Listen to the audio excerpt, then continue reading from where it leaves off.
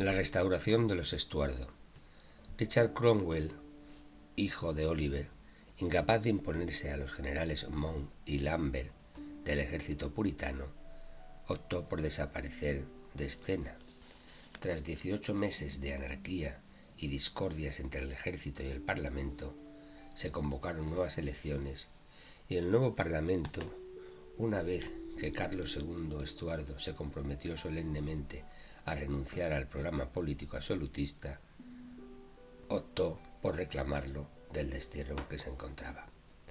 Sin embargo, la restauración de la monarquía británica no significó que las ideas de la revolución y que la sangre derramada en la guerra civil fueran estériles. Aunque en una época en la que casi todas las naciones europeas se hallaban sometidas a las monarquías absolutas, los derechos y las conquistas políticas del Parlamento tuvieron que ser defendidas de nuevo en la llamada Bloodless Revolution o Gloriosa Revolución de 1688. La Iglesia y la monarquía supieron orientar hacia el otro lado del Atlántico, en las colonias, el espíritu republicano del puritanismo independiente y los dissenters. Y el culto religioso del puritanismo fue perseguido y la mayoría de los puritanos retornaron en Inglaterra al seno de la Iglesia. Precisamente debido a este retorno, señala Trevelyan, el espíritu puritano sobrevivió en el anglicanismo y conformó a partir de entonces, en cierta forma, la mentalidad del pueblo inglés. Al avenimiento de Carlos II, emprendieron el camino al cadalso 14 republicanos destacados como regicidas, y apenas ejecutados y desenterrados de Westminster los restos de Cromwell, los realistas se dedicaron con ahínco a borrar las huellas de la pasada revolución. La primera medida fue disolver el ejército, el mejor apoyo del Lord Protector, según Trevelyan, con gran alivio del pueblo inglés, que estaba decidido a no admitir jamás el principio de un ejército permanente en tiempos de paz. El Parlamento estaba dominado por los caballeros y por ello de inmediato se restableció en todos sus bienes a la Iglesia de Inglaterra y se persiguió a la minoría puritana, deponiendo a pastores y maestros de sus funciones y encarcelando a cientos de puritanos. Así terminó el poder político de los puritanos, concluye Trevelyan. El primer ministro Clarendon logró evitar las represalias sangrientas y el denominado terror blanco que suele seguir a toda restauración, y procuró eludir la guerra con Holanda, tratando de que no se rompiera el equilibrio entre el rey y el parlamento. En 1661, Carlos II de Inglaterra se casó con Catalina de Braganza. La primera aportaba como dote Bombay y Tánger y prácticamente ofrecía a su esposo la tutela y todas las garantías económicas del imperio portugués. Portugal en esos momentos se hallaba en plena guerra de independencia con España. La Segunda Guerra Naval con las Provincias Unidas. En 1664, sin embargo, la situación cambió rápidamente. El enemigo de Clarendon, Lord Arlington, se convirtió en el favorito del rey y comenzó a cooperar con el hermano del rey, Jacobo Estuardo, duque de York y Lord Gran Almirante. Tanto Jacobo como Lord Arlington coincidían en que la guerra con las Provincias Unidas de los Países Bajos era más beneficiosa para Inglaterra que una larga guerra con Francia. Ese mismo año, las escuadras navales chocaron violentamente en las costas del Golfo de Guinea, donde se disputaban la captura de esclavos negros para venderlos en las Antillas. Y en América del Norte, los colonos de Nueva Inglaterra conquistaban la ciudad de Nueva Ámsterdam, que fue rebautizada como Nueva York. En general, los ingleses, que no soportaban la competencia mercantil de la flota mercante holandesa, trataban de dominar las rutas comerciales y las colonias holandesas y de arrebatarles sus posesiones coloniales. Arlington y los negociantes ingleses tenían una percepción equivocada del poderío de los neerlandeses. Gran Bretaña era mayor y tenía 4 veces más población que las Provincias Unidas, pero era una población campesina, pobre, y la única fuerza económica estaba en las ciudades del sur de Inglaterra. En cambio, en las Provincias Unidas había muchas más ciudades comerciales, eran más ricas y con mucha más capacidad de financiar la guerra que las inglesas. El estallido de la guerra fue seguido por desastres que afectaron profundamente a Inglaterra. En 1666 llegó a la isla la Gran Peste y se produjo además el llamado Gran Incendio de Londres, golpeando el único gran centro urbano del país. El siniestro, que duró 5 días enteros, hizo estragos en las casas de madera y en los almacenes del puerto repletos de materiales inflamables. Cuando por fin el fuego pudo ser dominado, el aspecto de la City era el de un colosal montón de ruinas.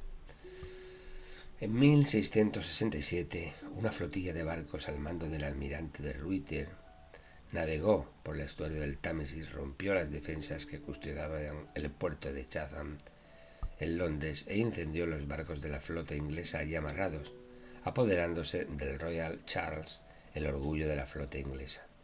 Durante las semanas siguientes, la flota neerlandesa mantuvo bloqueado el estuario del Támesis y el almirante de Ruyter se introdujo en el río, haciendo a la población revivir el pánico de la invasión. El golpe de martillo en Chatham tuvo un gran impacto psicológico en toda Inglaterra. Los gastos de la guerra y el lujo extravagante de la corte de Carlos, que no se privaba de nada, estuvieron a punto de producir un gigantesco motín en Londres. Carlos ordenó entonces a los enviados ingleses en Breda que firmaran rápidamente la paz con los holandeses a cualquier precio, ya que temía una revuelta abierta contra él. Esta segunda guerra anglo-holandesa terminó en 1667 por la llamada Paz de Breda. Los ingleses se dispusieron a reconstruir su capital. Apareció entonces un genial arquitecto, Christopher Wren, al que se deben los más bellos monumentos de la época. Su más famosa creación fue la Catedral de San Pablo. La peste y el incendio causaron profunda conmoción en el pueblo inglés, que echó la culpa a los católicos. La oleada de hostilidad hacia el catolicismo se incrementó sobremanera desde entonces, y todavía 10 años después del incendio se continuaba persiguiendo y ejecutando a los sacerdotes católicos. La diplomacia de Luis XIV, consciente de la debilidad del rey Carlos II, inició una ofensiva para convencerlo de que debía declarar de nuevo la guerra a Holanda. Para apoyar la gestión de su embajador en Londres, Colbert de Croissy, envió Luis XIV a su cuñada Enriqueta Estuardo, la bella princesa Minette, hermana de Carlos II.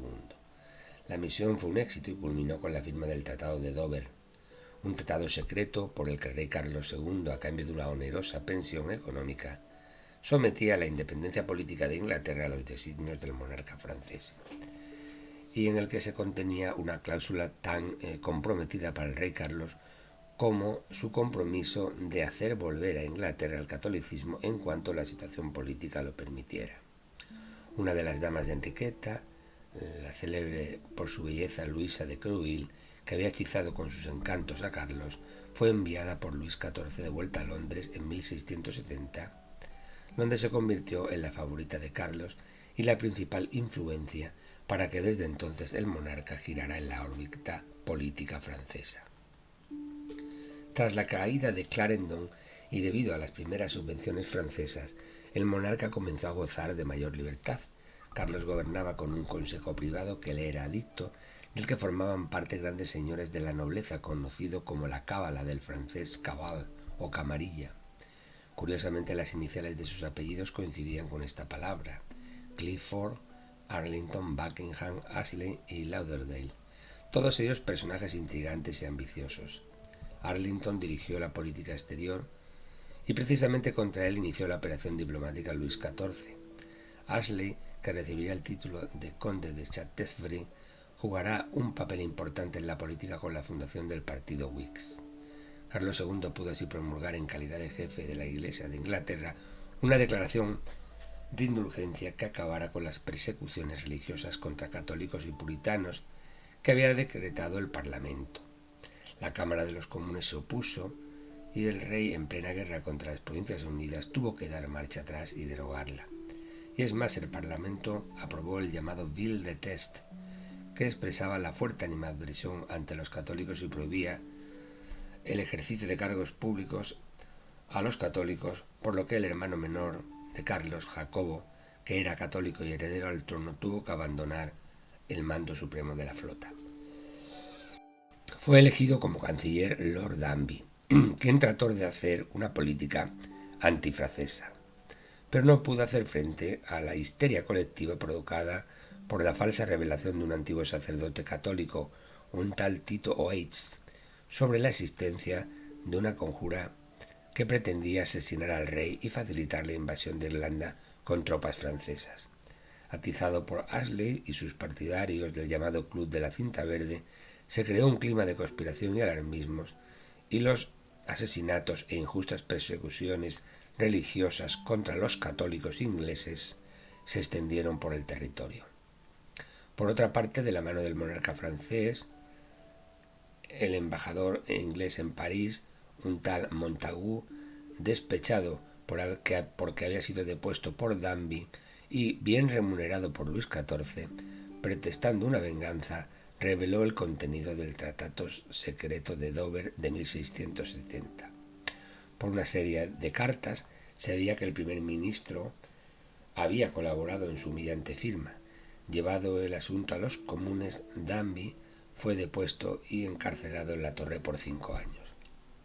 Y aunque Carlos, para salvar la situación, disolvió el Parlamento que había funcionado desde 1661, en las nuevas elecciones el grupo de presión presidido por Shaftesbury consiguió el triunfo y su primera iniciativa no fue otra que tratar de excluir a Jacobo II del trono en favor de un hijo natural de Carlos II, un joven maleable llamado Monmouth. El proyecto no logró ser aprobado porque Carlos II reaccionó y acordó la inmediata disolución del Parlamento.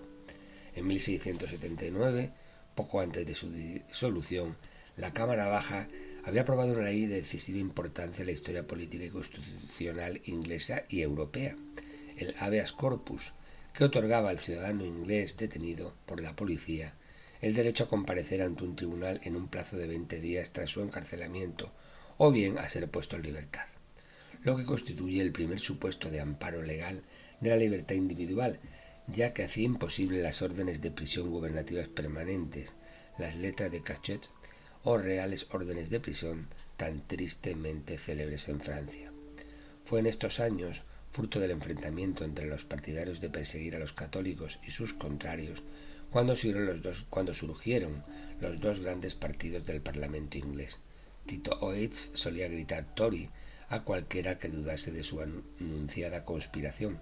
El insulto aludía a los fuera de la ley en las guerras de Irlanda. Los adversarios de Oates reaccionaban llamando Whigs a sus oponentes, que designaba a los ladrones de caballos entre los presbiterianos escoceses. Durante estos años, los Whigs habían predominado en el Parlamento bajo la dirección de Shaftesbury. Pero el enfrentamiento político entre ambos partidos y la situación de violencia generada por las persecuciones de católicos y puritanos habían llegado a un grado de fanatismo por ambos bandos que Inglaterra parecía que se hallaba en vísperas de una nueva guerra civil. Carlos II optó por un nuevo acuerdo, esta vez verbal con Luis XIV, en que le garantizaba su apoyo contra Holanda a cambio de un generoso subsidio. Con los fondos necesarios para subsistir, Carlos dio un golpe de mano. Acudió a Oxford, donde había convocado al Parlamento con una nutrida escolta, y lo disolvió. El pueblo inglés, hartos de enfrentamientos, agradeció y aplaudió su intervención. Se le atribuye en este momento la frase «más vale tener un solo rey que 500». Los Tories, aprovechando el reflujo de apoyo al monarca, depusieron a los Whigs de sus cargos y persiguieron a Shaftesbury, que tuvo que huir de Inglaterra acusado de conspiración contra el rey. En los últimos años del reinado, Carlos II Estuardo gozó de cierta tranquilidad. El trono dominaba la política interior y en cuanto al exterior, aunque giraba completamente en la órbita francesa, podía decirse que desde su punto de vista era satisfactoria. Carlos II falleció repentinamente cuando solo contaba 45 años, una noche de febrero de 1685, después de una estupenda velada con la bella Madame de Querouel. Se le encontró muerto en la cama.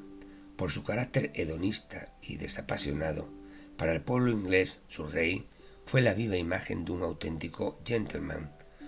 Reconoció 14 hijos ilegítimos de sus muchas amantes y popularmente fue conocido como el Alegre Monarca. Aunque el historiador no debe olvidar que durante su reinado traicionó alegremente a Inglaterra, a dos iglesias, a su esposa y a sus amantes. Apenas falleció Carlos II, Jacobo II convocó a los miembros del Consejo Real y les dirigió la palabra en estos términos. Se ha dicho de mí que era partidario de la monarquía absoluta, y no es esta la única mentira que se ha dicho sobre mi persona. Pues bien, todo lo contrario. Consagraré todos mis esfuerzos a mantener tanto en el Estado como en la Iglesia la forma de gobierno que prescriben nuestras leyes. Esta declaración constituyó una agradable sorpresa para los parlamentarios, y toda Inglaterra se regocijó de que el rey se mostrara tan sensible a las realidades del país y tan dispuesto a la reconciliación, así como tan pródigo en bellas palabras. Pero su hermano mayor Carlos, que lo conocía bien, tenía de él otra opinión, y se le atribuye esta declaración. Cuando yo haya muerto no sé lo que hará mi hermano. Temo que cuando sea rey se vea obligado a viajar de nuevo. Jacobo II, mientras fue duque de Gales, fue un marino valeroso y competente, preocupado por la hegemonía naval de Inglaterra frente a las Provincias Unidas. Comparando a ambos hermanos se decía de ellos: el rey Carlos podría comprender las cosas si quisiera, el duque querría comprenderlas si pudiera. Si Jacobo hubiera sido como su hermano, un hombre dúctil y de carácter liberal, hubiera podido reinar, pero era obstinado, enérgico y fanáticamente leal a sus principios y poco inteligente. La Iglesia anglicana predicó en principio la no resistencia, y Jacobo II cometió la torpeza de creer ingenuamente que no resistiría aunque tratase de destruirla. Nada más comenzar a reinar demostró un carácter glacial en la represión violenta de los partidarios de Monmouth, que se habían alzado en armas en las comarcas occidentales, a los que ejecutó sin piedad. Se valió de la asistencia de un siniestro personaje, el juez Jeffreys. Según el historiador más leído en lengua inglesa, George Macaulay Cheveyland, este implacable juez aumentó de tal manera la represión injustificada que llegó a desatar una ola de terror entre la población de comarcas enteras. Jacobo propuso al Consejo la abolición de la ley Vil de Test y la de habeas corpus. Cuando Lord Halifax, su primer ministro, se negó, fue cesado de inmediato y sustituido por el implacable juez Jeffreys. El Parlamento se reunía poco después y Jacobo le sometía al proyecto de costear un ejército permanente para evitar rebeliones como la de Monmouth. El Parlamento se opuso con multitud de objeciones y Jacobo, encolerizado, aplazó la asamblea. Según Winston Churchill, Jacobo pretendía convertir el reino de Inglaterra en una monarquía absoluta al estilo francés. Entonces el rey publicó una declaración de indulgencia de los católicos y disidentes protestantes, y cuando el Parlamento le indicó que no tenía atribuciones para derogar las leyes, el monarca ordenó que se leyera dicha declaración los dos domingos consecutivos en todas las iglesias del reino. Los obispos anglicanos optaron por la rebelión y se negaron a darle lectura. Entonces Jacobo ordenó el encarcelamiento en la torre de 7 de ellos. Toda Inglaterra siguió el célebre proceso con la mayor expectación, hasta que llegó el día de la sentencia en la que fueron absueltos. La animadversión contra Jacobo era general. Tanto Whigs como Tories clamaban por una rápida sucesión en sus hermanas, que habían sido educadas como protestantes. Pero cuando la reina católica italiana María de Este, que llevaba tanto tiempo casada con el rey que existía la creencia general de que no podía concebir hijos, anunció su embarazo, la situación se precipitó. Este hijo sería educado con toda seguridad en la religión católica, impidiendo que la sucesión recayera en las hermanas protestantes de Jacobo, María y Ana. Así que el último día de junio de 1688, los principales jefes políticos, Whigs y Tories, firmaban una carta conjunta dirigida a Guillermo III de Orange, en la que le pedían que acudiera con su ejército a la isla y afirmaban que las 9/10 partes del pueblo inglés deseaban un cambio.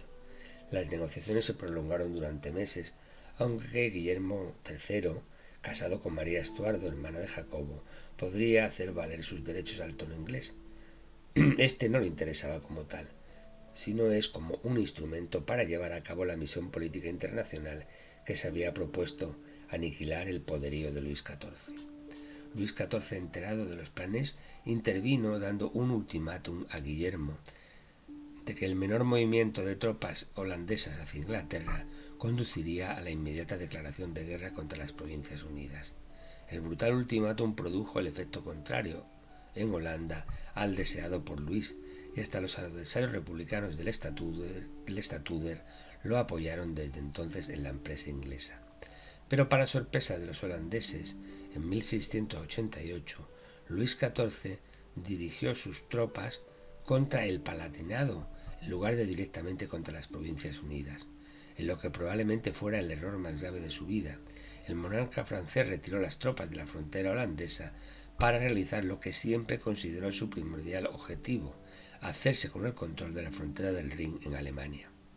Posiblemente pensó que el desembarco de las tropas holandesas en Inglaterra provocaría una larga guerra civil que le permitiría finalizar la campaña en Alemania y volverse luego contra las Provincias Unidas. Las tropas de Guillermo desembarcaron en Torquay y se dirigieron rápidamente hacia Salisbury, donde Jacobo tenía su campamento. Guillermo deseaba evitar toda efusión de sangre y lo consiguió, pues pronto no tuvo enemigos a los que combatir. Uno tras otro, los miembros de la nobleza británica hicieron su aparición en el campamento holandés para unirse a su causa.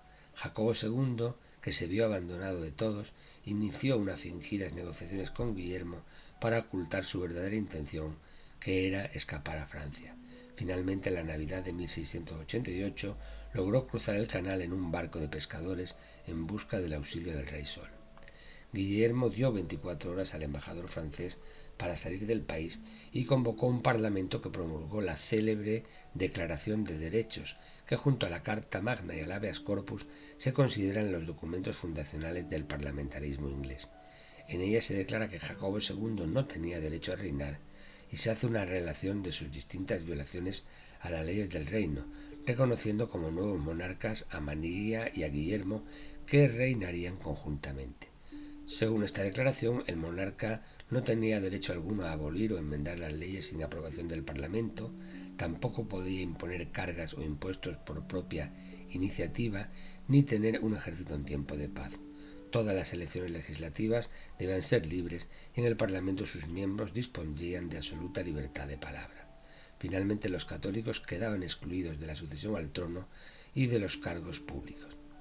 Posteriormente, en mayo de 1689, se promulgó una ley de tolerancia que otorgaba a los disenters protestantes el derecho a celebrar el culto según su propia liturgia, pero esta disposición no afectaba a los católicos, que continuaron siendo perseguidas. Inglaterra remataba así su revolución de 1688 sin derramamiento de sangre, cuyos principios liberales se propagarían a otros países y desempeñarían un importante papel en la política europea, de ahí la importancia histórica de la llamada Gloriosa Revolución.